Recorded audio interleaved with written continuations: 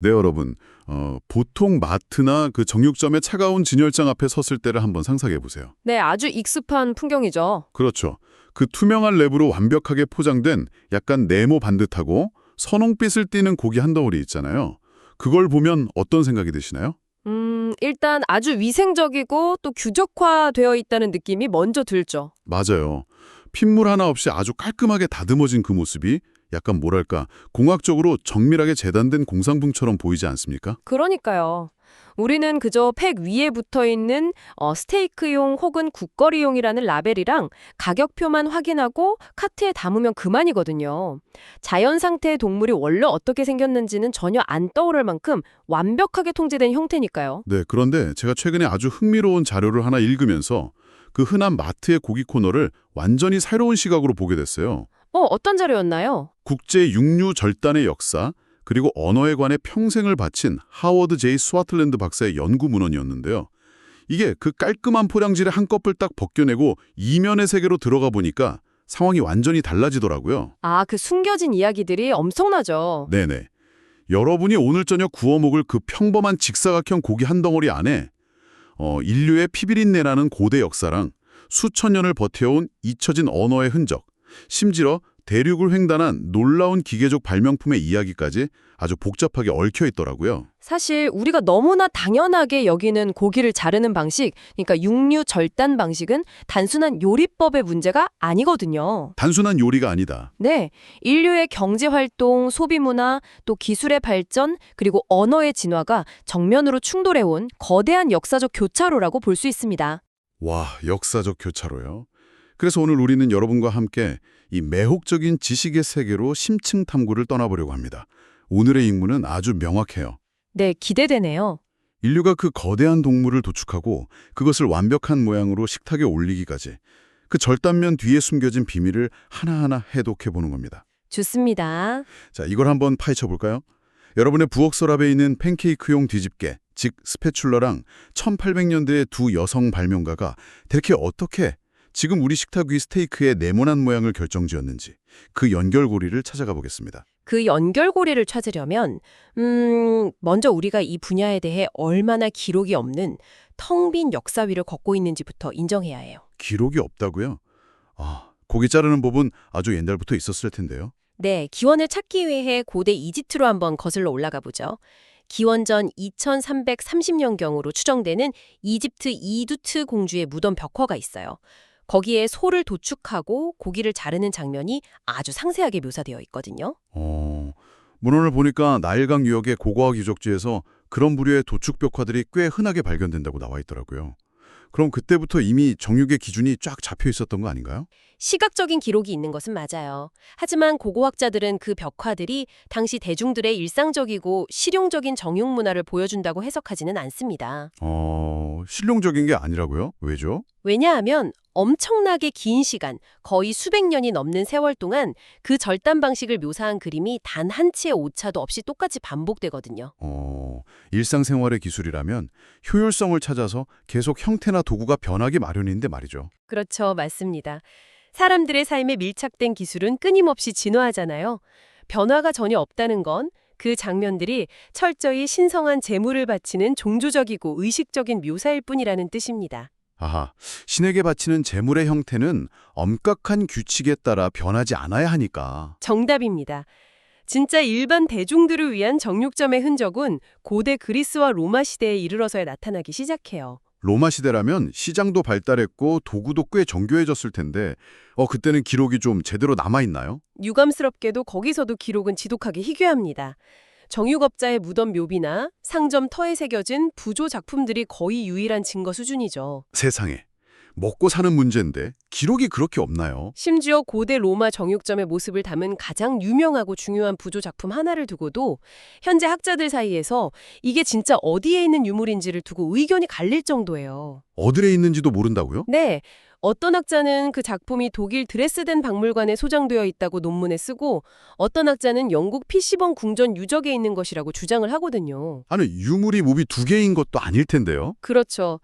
이게 같은 유물을 복제한 것인지 아니면 학자들의 단순한 인용 오류인지조차 명확하게 정리되지 않은 실정입니다. 와, 일상적인 먹거리의 역사인데도 문헌이나 기록으로 남기는 데는 다들 정말 무관심했군요. 맞아요. 기록의 부재가 심각하죠. 그런데 여기서 정말 흥미로워지는 부분은 과거의 기록 부재에만 문제가 아니라는 겁니다. 제가 자료를 보면서 정말 놀랐던 게 현대에 와서도 나라마다 심지어 같은 영어를 쓰는 나라들끼리도 고기를 부르는 방식이 완전히 다르다는 데이터였어요. 아, 그 부분 정말 흥미롭죠. 네, 스와틀랜드 박사의 자료에 등장하는 미국과 영국의 소고기 부위 이름 비교표를 보면요. 갈비, 그러니까 립이나 양지인 브리스킷 같은 부위는 미국과 영국이 완벽하게 일치하거든요. 네, 그건 뼈의 위치 같은 직관적이고 해부학적인 기준이 명확해서 그렇습니다. 갈비뼈를 두고 다른 이름을 붙이거나 위치를 헷갈리기는 물리적으로 어려우니까요. 근데 잠깐만요. 제가 도저히 이해가 안 갔던 부위가 바로 썰로인입니다. 우리가 등심이나 채끝으로 흔히 알고 있는 그 고급 스테이크 부위요. 자료를 보면 미국과 영국 사이에서 이 썰로인의 물리적 위치 일치율이 0%로 나옵니다. 네, 0% 맞습니다. 아니, 미국과 영국 둘 다 영어를 쓰는 국가잖아요. 어떻게 단 하나도 겹치지 않고 완전히 다른 부위를 가리키게 된 거죠? 여기서 바로 언어와 물리적 기준점의 충돌이라는 아주 매력적인 현상이 발생합니다. 우리가 썰로인이라는 단어의 뿌리를 먼저 추적해봐야 하는데요. 뿌리가 어딘가요? 옛 프랑스어인 쉴롱주에서 왔어요. 여기서 앞에 쉬르는 위라는 뜻이고 뒤에 롱주는 허리를 뜻하죠. 글자 그대로 해석하면 허리 위쪽 부위라는 뜻이네요. 맞아요. 그래서 영국과 프랑스에서는 전통적으로 이 부위가 갈비뼈와 허리뼈 쪽에 걸쳐있는 앞쪽 부위를 의미해왔습니다. 동물의 머리와 어깨 쪽으로 향하는 앞쪽 변향을 위쪽으로 본 거죠. 그러니까 동물의 앞쪽을 위쪽이라고 부른 거군요. 네, 그런데 이게 대서양을 건너 미국으로 넘어가면서 의미가 완전히 뒤바뀝니다. 미국에서 썰로인은 허리 뒤쪽, 그러니까 엉덩이에 가까운 후방 부위를 의미하거든요. 이 부분을 제가 어떻게 이해해야 할까 한참 고민하다가 문득 스마트폰의 자동 회전 기능이 딱 떠오르는 거예요. 스마트폰의 화면 회전이요? 어떻게 연결이 되죠? 네, 한번 생각해 보세요. 고대나 중세 유럽에서 소를 도축할 때는 동물을 도축장 바닥이나 아주 넓은 테이블에 눕혀놓고 해체했을 거잖아요. 그렇죠. 가로로 눕혀져 있었겠죠. 네, 동물이 가로로 누워있는 상태죠. 그때는 눕혀진 소의 척추나 갈비뼈를 기준으로 위쪽이라는 방향이 당연히 동물의 앞쪽을 향했을 수 있습니다. 아하, 수평 상태에서의 위쪽이군요. 맞아요. 그런데 산업혁명 이후에 미국에서 대규모 도축 시스템이 발전하면서 풍경이 완전히 바뀝니다. 거대한 소의 뒷다리를 갈고리에 걸어서 도축장 찬장에 수직으로 매달아 놓고 해체를 시작한 거죠. 아, 스마트폰을 가로로 들고 영상을 보다가 기기를 세로로 휙 세우면 화면의 위아래 기준이 완전히 돌아가 버리는 것처럼요. 정확해요. 소가 공중에 수직으로 쫙 매달리면서 그 허리 위라는 해부학적 지표 자체가 엉덩이 부위로 완전히 이동해버린 게 아닐까요? 와, 동물의 자세가 가로에서 세로로 변했다는 점을 짚어낸 것은 정말 문제의 핵심을 찌르는 시각입니다. 정말요. 네, 실제로 해부학적 평면을 기준으로 분석해보면요. 미국식 육류 절단 시스템에서 서로이는 도축장 찬장에 매달린 동물을 수평으로 2번 절단해서 만들어집니다.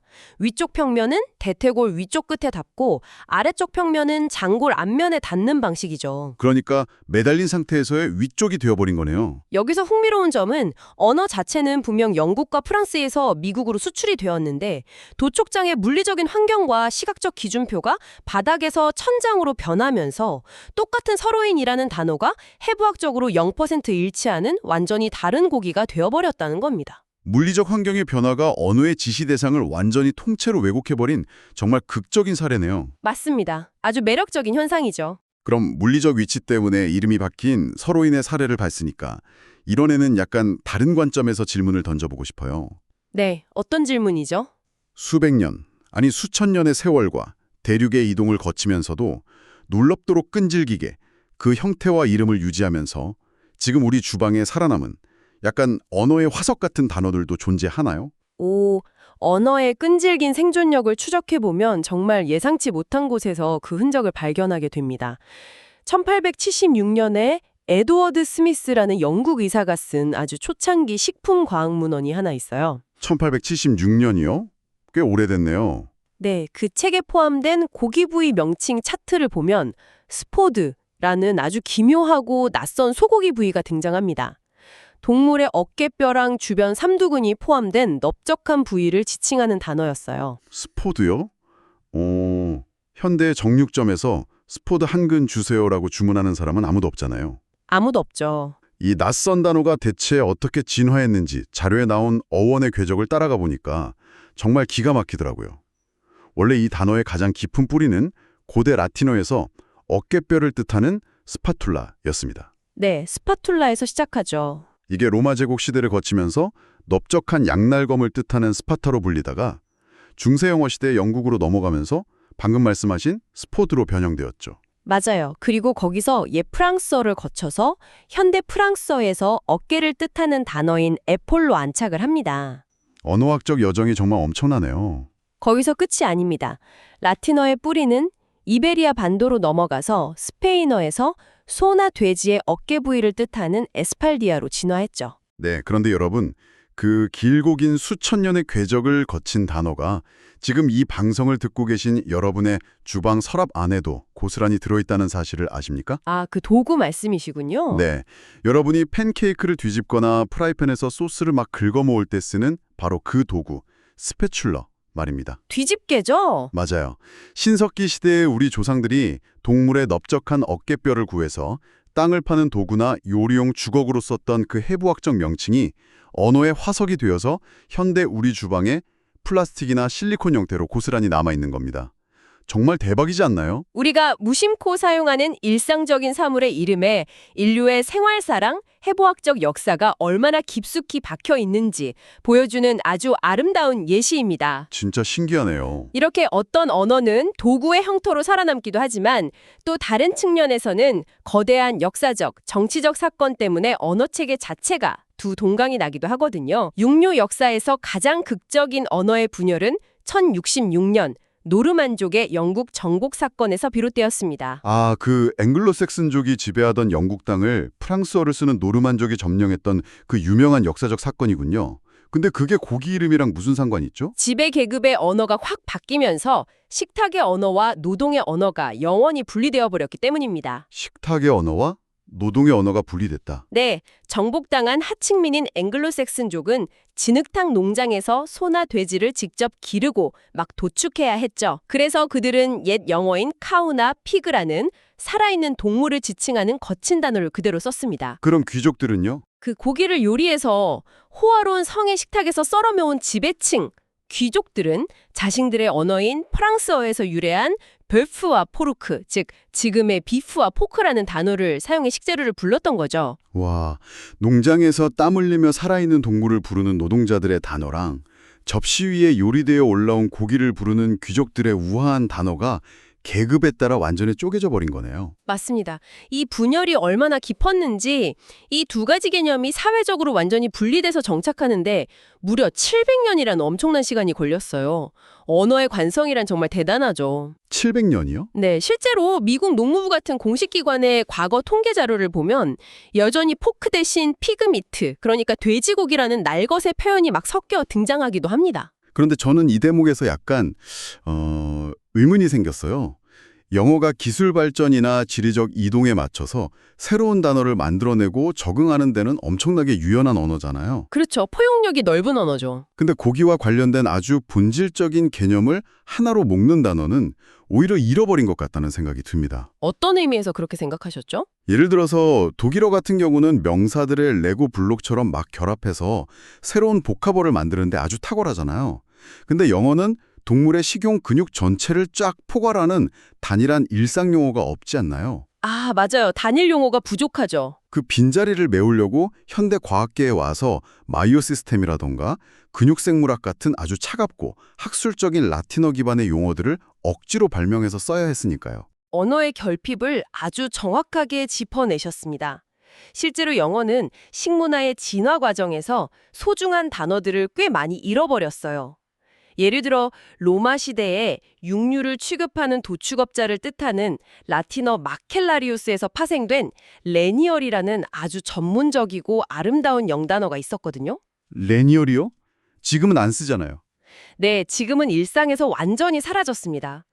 또 살아있는 소떼 전체를 포괄하는 고어 비부스나 오늘날 가축소의 조상격인 거대한 야생소를 지칭하던 오록스 같은 단어들도 이제는 고사전에 먼지 쌓인 구석에 흔적만 남아있을 뿐이죠. 진화의 과정에서 탈락해버린 거군요. 네, 언어가 사회와 계급, 환경에 맞게 진화하면서 어떤 단어들은 아까 말한 주방의 뒤집개처럼 끝까지 살아남고 어떤 단어들은 진화의 가지에서 뚝 떨어져 나가 멸종해버린 겁니다. 언어가 고기의 이름은 어떻게 형성하고 또 소멸시켰는지에 대한 이야기는 충분히 다른 것 같네요. 그렇다면 이제 방향을 약간 틀어서 고기의 물리적인 형태에 대해 이야기해보죠. 형태요? 좋습니다. 사실 우리가 마트에서 보는 고기는 이름뿐만 아니라 그 네모반 듯한 모양 자체도 엄청나게 인위적이잖아요. 자연 상태의 근육이나 뼈에는 그런 완벽한 직선이 없으니까요. 그렇죠. 동물 몸에 직각은 없죠. 도대체 무엇이 고기의 선을 이렇게 만들었을까요? 저는 자료에 나온 아르헨티나의 절단 사례를 보면서 큰 힌트를 얻었거든요. 아르헨티나의 전통적인 쇠고기 절단 방식은 기술의 한계가 고기의 형태를 어떻게 자연스럽게 규정하는지 보여주는 아주 훌륭한 교보제입니다. 과거 소규모 정육검이나 농장에서는 정육업자들이 수동 톱이랑 날카로운 칼만을 들고 거대한 고기를 직접 해체했어요. 손으로 직접 써는 거군요. 네, 사람의 손목 스냅과 칼날이 움직이려면 필연적으로 동물의 뼈대와 근육의 결을 따라갈 수밖에 없습니다. 딱딱한 뼈를 피하고 부드러운 근육 사이에 근막을 싹 가르다 보면 자연스럽게 아주 유려하고 우아한 곡선 형태로 고기 덩어리가 분리되거든요. 아, 뼈를 피하다 보니까 자연스럽게 곡선이 나오는 거네요. 네, 값싼 부위와 비싼 부위의 경계를 지형짐을 넘듯이 쓱 넘나들며 기술적으로 잘라내는 일종의 예술에 가까운 작업이었죠. 정액업자의 숙련된 손끝에서 고기의 지도가 아름다운 곡선으로 그려진 거네요. 반면에 대규모로 산업화된 현대의 미국식 육류 절단 방식을 보면 그 유려한 곡선은 온데간데 없고 아주 빠르고 폭력적일 만큼 효율적인 직선 형태만이 존재하잖아요. 완전히 다르죠. 이건 다름 아닌 띠톱, 밴드소라는 거대한 공장형 기계가 도입되었기 때문이겠죠. 맞습니다. 거대한 고기 덩어리를 고속으로 무섭게 회전하는 전기 톱날 위로 확 밀어 넣어야 하는 환경을 상상해 보세요. 생각만 해도 아찔하네요. 근육의 결을 따라가며 섬세하게 곡선을 그리는 것은 기계적 메커니즘상 물리적으로도 극히 위험하고 무엇보다 엄청난 시간 낭비입니다. 동물의 해부학적 구조와 상관없이 무조건 직선으로 툭 잘라내는 것이 공장의 대량 생산 라인에 가장 적합한 절대적인 기준이 된 겁니다. 이 과정을 머릿속으로 쫙 그려보니까 마치 전통적인 맞춤형 양복점에서 노련한 재단사가 줄자를 걸치고 손님의 몸 굴곡에 맞게 가위로 유려한 곡선을 그리며 천을 자르는 거랑 거대한 패스트 패션 기성복 공장에서 효율성을 위해 거대한 기계 칼날로 겹겹이 쌓인 천을 직선으로 뚝뚝 재단하는 것의 차이 같네요. 아주 완벽한 비유입니다. 차가운 공장용 톱의 역사를 깊이 추적해보니까 뜻밖에도 1800년대에 두 명의 여성 발명가가 등장한다는 사실이에요. 이 심층 탐구에서 가장 매력적이고 종종 간과되는 역사적 사실 중 하나죠. 우리가 직선형 육류 절단의 시초를 찾아 올라가면 1813년 미국 매사추세츠스의 쉐이커교 공동체에서 둥근 톱을 처음 고안해낸 타비사 베빗이라는 인물을 만나게 됩니다. 둥근 톱이요? 네, 그녀의 물레를 응용한 발명은 톱질의 효율성을 극대화했죠. 그리고 수십 년 뒤인 1846년 프랑스의 안폴린 크레팽이라는 발명가가 길쭉한 톱날에 양끝을 단단하게 용접해서 무한 궤도처럼 끊임없이 돌아가게 만드는 띠톱 기술을 발명해냅니다. 세상에. 그러니까 1800년대에 활동했던 이 두 여성의 기계적인 천재성이 결합되지 않았다면 오늘날 미국 전역의 도축장에서 행해지는 그 거대하고 직선화된 육류 절단 시스템 자체가 존재하지 않았을 거라는 말이잖아요. 그렇죠. 이걸 더 큰 그림과 연결해 본다면 기술의 발전이 단순히 고기를 얼마나 빨리 자르는가의 문제를 훌쩍 넘어섰다는 것을 알 수 있습니다. 이 기계들 덕분에 미국의 어떤 도시의 마트를 가더라도 소비자들은 크기와 모양이 똑같이 규격화된 네모 반듯한 스테이크를 살 수 있게 되었거든요. 아, 완전히 다 똑같은 모양으로요? 네, 두 여성의 발명품이 거대한 국가의 식문화를 시각적으로 그리고 경제적으로 완전히 표준화시켜버린 것이죠. 기계의 효율성이 계량 생산의 직선 형태를 만들어냈다는 인과관계가 아주 확실해지네요. 그렇다면 논의를 톱을 쓰던 공장 시대에서 조금 더 발전시켜서 현대의 세련된 마트로 한번 가져와 보겠습니다. 네, 좋습니다. 예전에는 톱으로 뼈째 자르던 시대였지만 이제 소비자들은 아예 뼈가 없는 순살, 그러니까 볼리스를 훨씬 더 선호하는 시대로 진화했잖아요. 도대체 무엇이 고기를 뼈에서 분리하게 만들었을까요? 그 이면에는 국가별 노동력의 경제학이랑 소비자 가치의 미묘한 차이가 숨어 있습니다. 영국의 전통적인 정육 방식부터 한번 살펴볼까요? 영국은 어떤가요? 영국의 정육점에서는 도축된 소의 거대한 뒷다리 덩어리를 무거운 나무도마 위에서 아래로 툭 떨어뜨려서 해체를 시작해요. 무거운 덩어리가 쿵 하고 떨어질 때 뼈와 근육의 무게중심 때문에 자연스럽게 동물의 몸 안쪽 면이 위를 향하게 되거든요. 아, 안쪽이 위로 올라오는군요. 네, 그래서 도마 위에 올려져 있으니 직관적으로 이 위쪽 부위를 탑사이드라고 부르죠. 반면 바닥을 향한 바깥쪽 면은 근막의 은빛 결합 조직이 도드라지기 때문에 실버사이드라는 직관적인 이름이 붙었습니다. 고기를 도마에 떨어뜨렸을 때 위를 보느냐 아래를 보느냐라는 정육업자의 지극히 물리적인 행동 하나로 이름이 딱 결정되다니 참 투박하면서도 인간적이네요. 아주 실용적이죠. 근데 이런 뼈가 붙어있는 거대한 덩어리 고기를 직접 써는 영미권 문화랑 다르게 유럽 대륙, 특히 프랑스 같은 곳은 훨씬 일찍부터 뼈를 일일이 발라낸 순살 고기를 선호했다고 하더라고요. 프랑스는 왜 영국보다 순살을 일찍 선호했을까요? 단순히 요리하기 편해서인가요? 거기에는 요리의 전통과 노동의 경제학이 결합되어 있습니다. 거대한 뼈에서 작은 근육들을 일일이 칼로 싹 분리하는 작업은 정육업자의 엄청나게 고된 노동과 숙련도를 요구하거든요. 당연히 인건비가 폭발적으로 상승하죠. 아, 돈이 많이 드네요. 하지만 프랑스의 미식 문화는 섬세한 소스와 부위별로 차별화된 조리법을 아주 중시했습니다. 개별 근육을 세밀하게 분리해내면 소비자에게 이 부위는 구이용으로 완벽하게 부드럽다. 혹은 이 부위는 수출용으로 쫄깃하다는 식의 일정한 맛과 텍스처를 확실히 보장할 수 있어요. 소비자 입장에서는 실패할 확률이 줄어드는 거군요. 네, 그래서 비싼 노동 비용을 치르더라도 고기에 엄청난 부가가치를 입히는 경제적이고 미식적인 선택이었던 셈이죠. 문화적인 취향이 경제적인 비용을 압도해버린 거네요. 맞습니다. 그런데 이런 문화적 차이는 동양으로 오면 훨씬 더 극명해져요. 일본의 경우를 보면요. 소비자들은 소고기 근육 사이에 하얗게 피어난 화려한 바블링에는 열광하지만 정작 뼈나 돼지 껍질같이 도축된 동물의 파편을 연상시키는 요소가 눈에 보이는 것에는 시각적으로 엄청난 거부감을 느낍니다. 아, 그 동물이 살아있었다는 걸 상기시키는 게 싫은 거군요. 맞아요. 동물이 식탁에 오르는 과정을 시각적으로 완전히 차단하고 싶어하는 심리죠. 그래서 뼈를 완전히 제거하고 네모 반듯하게 썰어낸 뼈 없는 부위가 일본 시장을 절대적으로 지배하게 된 것입니다. 와, 문화, 경제, 심리까지 막 얽혀서 나라마다 고기를 대하는 방식이 이렇게 다르다니 정말 복잡하네요. 아주 다양하죠. 그런데요, 제가 이 자료를 읽다가 아주 근본적인 의문이 하나 딱 들었어요.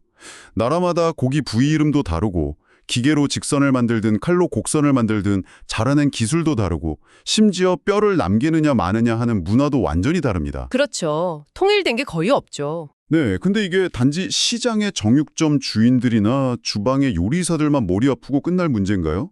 문헌을 보니까 국제육류과학계, 즉 고기의 품질이나 유전학을 아주 진지하게 연구하는 과학자들 사이에서 아주 치명적인 문제가 발생하고 있다고 하던데요. 아주 예리하게 핵심을 짚으셨습니다.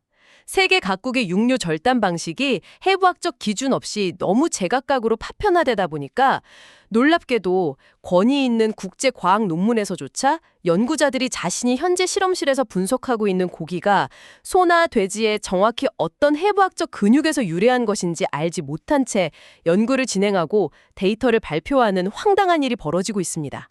네, 잠깐만요. 과학자들이 자기가 연구하는 고기의 정확한 출처 부위도 모른다고요?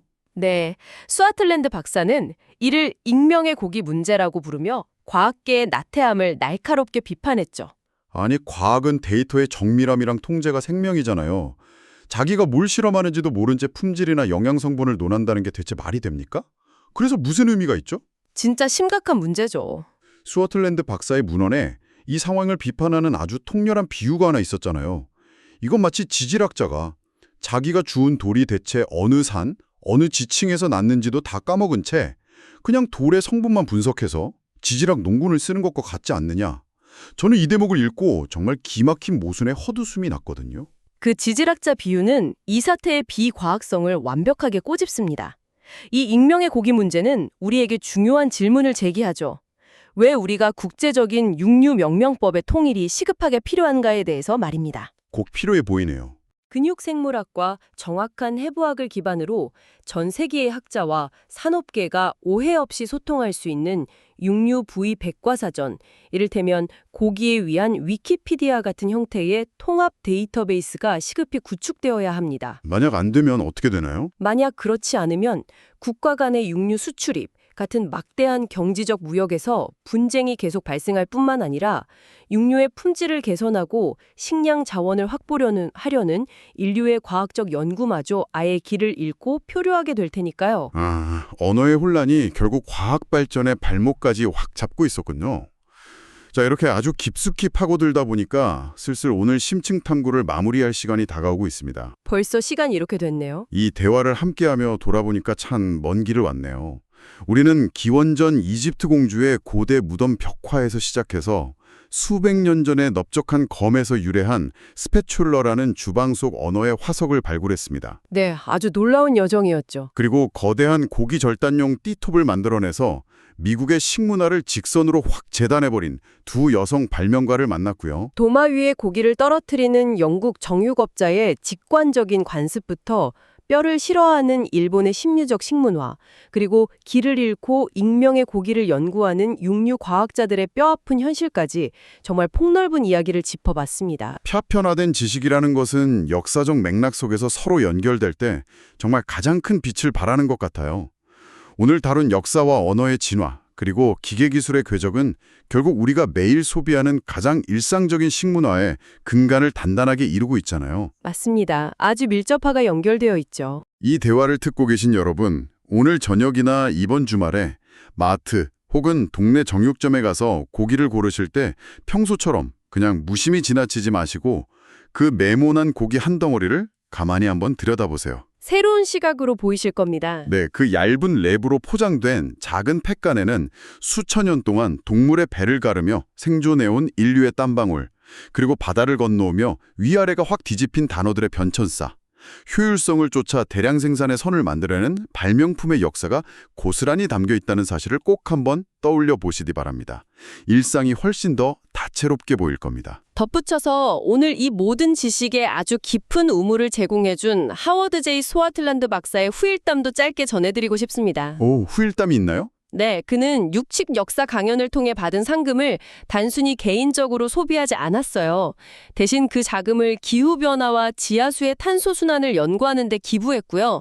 더 나아가서 기후변화로 인해 도래할 극심한 가뭄과 열파동에 대비해서 낙타고기로 인류의 새로운 육류 대안으로 삼기 위한 연구에 전적으로 투자하고 있습니다. 낙타고기요? 와. 네, 과거 고기의 역사를 치열하게 파헤치던 노학자가 이제는 다가올 인류 식량의 미래를 준비하고 있는 셈이죠. 과거의 탐구가 미래의 생존을 위한 투자로 이어지다니 정말 학자로서 끝까지 경외감을 불러일으키는 행보네요. 자, 이제 이 깊은 탐구를 끝내면서 여러분께 조금은 도발적이고 상상력을 자극하는 화두를 하나 던져드리고 싶습니다. 어떤 화두인가요? 스와틀랜드 박사의 문헌 마지막 부분에 저명한 언어학자인 데릭 비커튼의 이론이 아주 짧게 스쳐 지나가듯 언급되거든요.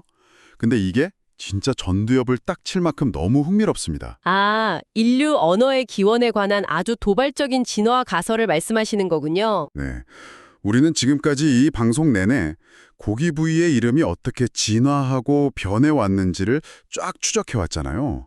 그런데 비커튼의 이론에 따르면 인류가 구사하는 이 위대하고 복잡한 시스템 자체가 사실은 선사시대, 사냥이 딱 끝난 후 누가 어느 부위의 고기를 먹을 것인지, 그리고 부족 내에서 어떻게 고기를 분배하고 나눌 것인지를 막 치열하게 논의하고 갈등을 조정하는 과정에서 최초로 진화했을 가능성이 높다는 겁니다. 고기라는 생존에 가장 핵심 자원 분배가 인류 언어의 폭발적 진화를 이끌어낸 아주 강력한 방아쇠였다는 가설이군요. 그렇죠. 단백질과 지방이라는 희소한 자원을 집단 내에서 아주 공평하게 혹은 권력 위계에 따라 납득 가능하게 나누기 위해서는 단순한 몸짓을 넘어선 표면적으로 아주 정교한 의사소통 수단이 필요했을 테니까요. 그러니까 이 가설을 지금 우리 상황에 싹 대입해 보면 결국 이런 결론이 나옵니다. 오늘 우리가 이렇게 마이크 앞에 앉아서 육류절단이라는 아주 복잡한 주제로 지적 대화를 나누고 여러분이 각자의 일상 속에서 이 심층 탐구를 들으며 내용을 막 이해하고 공감할 수 있는 이 근본적인 이유가 네, 이유가 뭘까요? 수만 년 전 아프리카의 어느 모닥불 앞에 앉은 우리 조상들이 야, 뒷다리살은 내가 먹을 거야. 아니야, 어깨뼈 부위, 그 스패출러는 사냥의 공을 세운 내 차지야. 라고 영토 싸움하듯이 입을 열었기 때문일지도 모른다는 거죠. 하하, 정말 그럴듯하네요. 여러분, 다음에 주방에서 완벽하게 직사각형으로 딱 잘린 스테이크형 고기를 뜨거운 프라이팬에 올리고 플라스틱 뒤집개로 지그시 누를 때 그 순간을 한번 상상해 보시기 바랍니다. 그 네모난 고기 한 덩어리와 아주 평범한 도구 뒤에 인류가 침묵을 확 깨고 입을 열어 최초로 말을 하기 시작한 태초의 치열한 순간이 숨어 있을지도 모르니까요. 저희는 다음 심층 탐구에서 더 새롭고 놀라운 지식으로 찾아뵙겠습니다.